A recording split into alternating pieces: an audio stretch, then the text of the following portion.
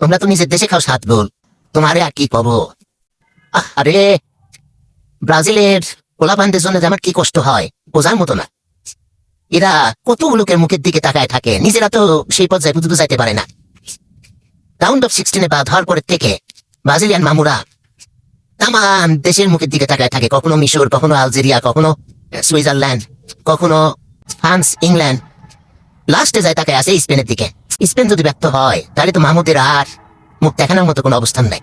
মাহমুদ নিজেরা খেলা শেখো, এরকম মানুষের মুখের দিকে আর কতদিন তাকায় থাকবা? হ্যাঁ, তোমাদের যে একটা কথা বলবো তোমরা তো সে কথা রাখো না। তোমাদের লাস্টে একটা কথা বলে দেয়, তোমরা 7 আপ দিয়ে গোসল করে আর্জেন্টিনায় যোগ দাও। তা না হলে পরে তোমাদের তো কোনোদিন কাপ টাপ দেখতে পাবা না, জন্মের পর থেকে তো কিছু দেখো নাই।